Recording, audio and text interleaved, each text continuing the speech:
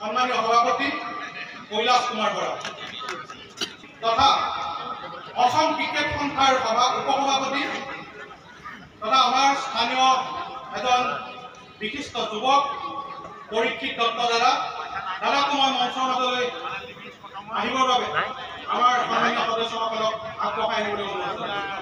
বিমান শইকীয়াৰ মাজত আমাৰ এই সন্তান তথা বিশিষ্ট সমাজকৰ্মী তথা অসম ক্ৰিকেট সন্থাৰ উপসভাপতিৰ পদ অলংকৃত কৰা পৰীক্ষিত বৰা আৰু ইয়াৰ পিছতে আমি অঞ্চললৈ আমন্ত্ৰণ জনাম ময়ূৰ ফুকন তথা দেৰগাঁৱৰ বিশিষ্ট সমাজকৰ্মী এয়া আমাৰ মাজত উপস্থিত হৈছে ময়ূৰ ফুকন ডাঙৰীয়া আৰু ইয়াৰ লগতে আমি আমন্ত্ৰণ জনাম ডক্টৰ মৃদুল দত্ত প্ৰাক্তন অধ্যাপক তথা সমাজকৰ্মী আৰু ইয়াৰ পিছতে আমি আমন্ত্ৰণ জনাম মণিৰাম শইকীয়া সন্মানীয় সদস্যৰ দ্বাৰা এখনি ফুলাম গামোচাৰে সম্বৰ্ধনা জনাবলৈ অনুৰোধ জনাইছোঁ।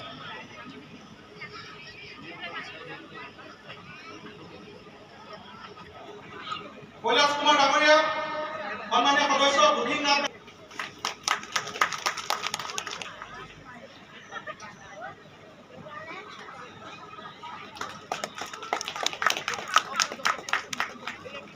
ইয়াৰ পিছতে আমাৰ মাজত উপস্থিত থকা ময়ূৰ ফুকন ডাঙৰীয়া ইয়াৰ পিছতে আমি আন এজন সন্মানীয় সদস্য ডক্টৰ মৃদুল দত্ত প্ৰাক্তন অধ্যাপক তেখেতক এখন ফুলাম গামোচা তথা এটা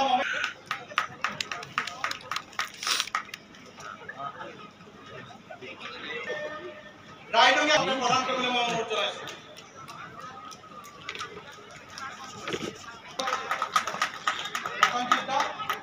তেখেতকো সন্মান জনাবলৈ অনুৰোধ জনাইছোঁ। ইয়াৰ পিছতে আমাৰ মাজত থকা আন এজন সুদক্ষ অভিনেতা গুঞ্জন ভৰদ্বাজ তেখেতকো এখন ফুলাম গামোচা তথা এটা মমেণ্টামেৰে সন্মান জনাবলৈ আমাৰ সন্মানীয় সদস্যসকলক অনুৰোধ জনালোঁ।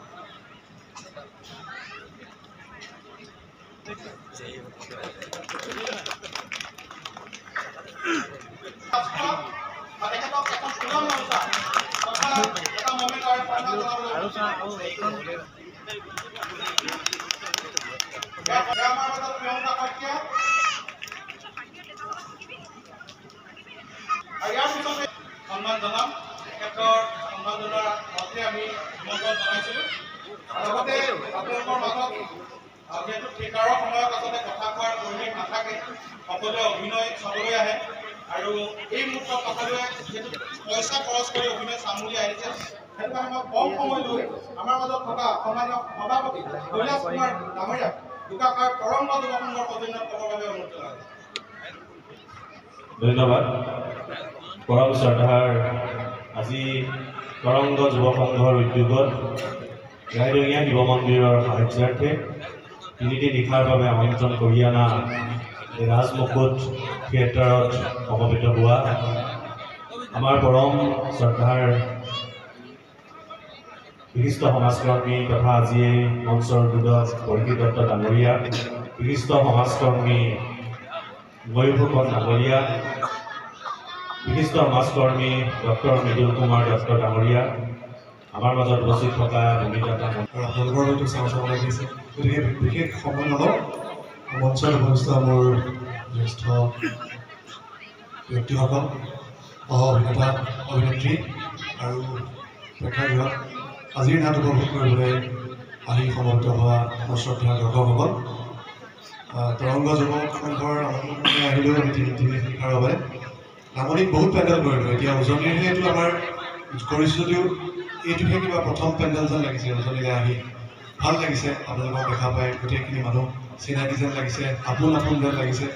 গতিকে আমি নাটক কৰি যাম 3 দিন নিশাৰ বাবে আহিছোঁ। আপোনালোকে আশা কৰোঁ ভাল পাব যিহেতু আমি ইতিমধ্যে কৰি অহা পেণ্ডেলসমূহত আমাৰ নাটকসমূহ খুব সুন্দৰকৈ আঁকোৱালি লৈছে দৰ্শকে। আপোনালোকেও ভাল পাব। আপোনালোকক মনোৰঞ্জন দিবলৈ আমি অপ্ৰাণ চেষ্টা কৰিম ইয়াৰ পৰা। আৰু ঘৰুৱা যিহেতু এইকাৰণে লাগিছে আমি একেলগে অভিনয় কৰোঁ। শংকৰ আছে, শংকৰৰ লগত অভিনয় কৰি আহি আজি শংকৰৰ ঘৰৰ ওচৰত অভিনয় কৰিম, কাইলৈ তেওঁৰ ঘৰত যাম। গতিকে কিবা ঘৰুৱা পৰিৱেশ এটা সৃষ্টি হৈছে। গতিকে নাটক কৰি আমাৰো ভাল লাগিব। আশা কৰিছোঁ আপোনালোকৰ মৰম আৰু আশীৰ্বাদ সদায় আমাৰ লগত থাকিব। এনেদৰে আমি যাতে নাট্যযাত্ৰাত আগবাঢ়ি যাব পাৰোঁ, ভাল অভিনয় আপোনালোকক কৰি দেখাব পাৰোঁ। আৰু মই ৰাজমুকুল পৰিয়ালৰ হৈ মই আপোনালোকক শ্ৰদ্ধা আৰু কৃতজ্ঞতা জনাইছোঁ। নমস্কাৰ, মই দীপজ্যোতিয়ে মোৰ আন এটা ভিডিঅ'লৈ আপোনালোকক স্বাগতম জনাইছোঁ। আশা কৰোঁ আপোনালোক সকলো ভালে আছে। আৰু আজি আমাৰ ৰাইডিঙীয়া বামুণ গাঁৱত বিদায় নিশা। আমি কালি যাম দেৰগাঁও দা ধৰালৈ। যোৱা বছৰো আমি তাতে কৰিছিলোঁ। আমি ফাকুৱা পেণ্ডেলটো আমি যোৱাবাৰ দেৰগাঁও দা ধৰাত কৰিছিলোঁ। এইবাৰ বাৰু ফাকুৱা ক'ত পৰে নাজানো আৰু যি কি নহওক এইখন ঘৰতে আছোঁ মই, ধৰণী দা আৰু আমাৰ প্ৰশান্ত দা। গা পা ধুলোঁ, ধুই এতিয়া হৰেণ আৰু পিংকু আহিছে বোলে। আজি সিহঁতে কিবা সিহঁতৰ লগতে খানা খাব লাগে, সেইকাৰণে বোলো ব'ল বুলি ওলাইছোঁ আৰু ক'ত কি বজাৰ পাওঁ সকলোখিনি বিচাৰি যাওঁ। ইয়াতো চাই থাককচোন, দেখাই আছোঁ সকলোখিনি ভিডিঅ'। এয়া দুইজন আহি পাই গ'ল। কিন্তু এটা কথা, ৰাতি শুওঁতেও মাস্কখন খোলে নাই মোৰ সন্দেহে হয়। কিন্তু সঁচা কথা কচোন, তই মাস্কখন খোল নাই? হা, খোল ন? আৰু এইখন ঘৰতে আছিলোঁ আমি।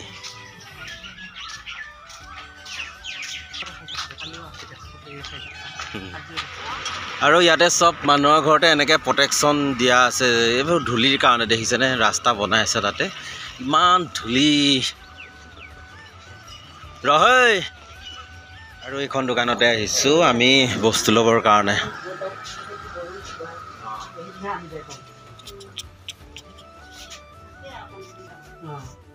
আৰু সেইখন ঘৰতে আছে আমাৰ প্ৰিয়ংকা বা। আৰু প্ৰিয়ংকা বা থকা মানুহ ঘৰতে মই আৰু পিংকু আহিছোঁ। খানাৰ কাৰণে যোগাৰ চলি আছে। আৰু আজি কি খানা হয় বা? কণীয়ে, আজিও কণীয়ে হয় ন? কণী আলুৱে হ'ব আজি, আৰু দালি বনাব। চাই থাকক, দেখাই আছোঁ। ইফালে হৰেণে যোগাৰ কৰি আছে। আৰু এইখন ঘৰতে হ'ল প্ৰিয়ংকা বা। এতিয়া ইয়াতে আমি বনাই আছোঁ আৰু চাই থাকক। জলকীয়া কম হ'ব নেকি হৰেণ? নাই নাই, এইখিনি লাগিব ভাই। দুখন আঞ্জা আছে। এই ভাই জলকীয়া দিছেনে? তই মাৰিম বুলি ভাবিছ নেকি? হা?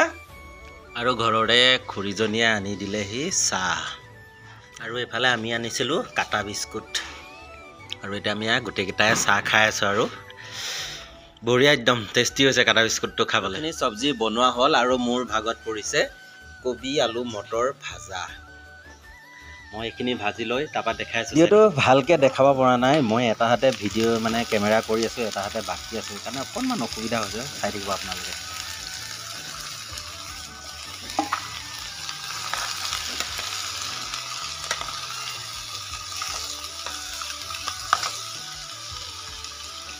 এয়া নিমখ হালধি দি দেচোন, মই এই নৰসিংহ আনিব যাওঁ হা। এই পাছফালৰ বাৰীত আহি আছোঁ নৰসিংহ পাত নিবলৈ।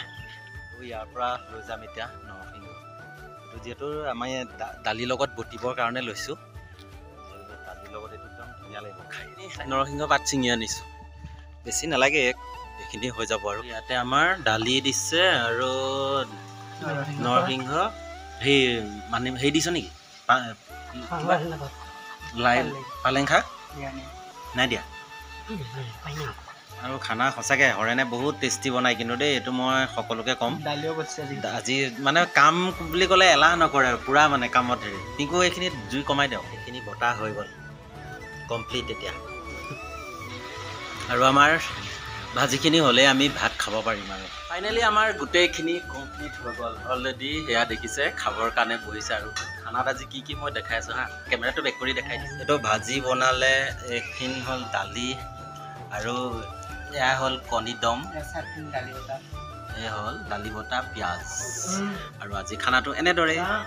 আৰু ভিডিঅ'বোৰ ভাল লাগিলে লাইক কমেণ্ট শ্বেয়াৰ কৰি দিবলৈ নেপাহৰিব। ধন্যবাদ।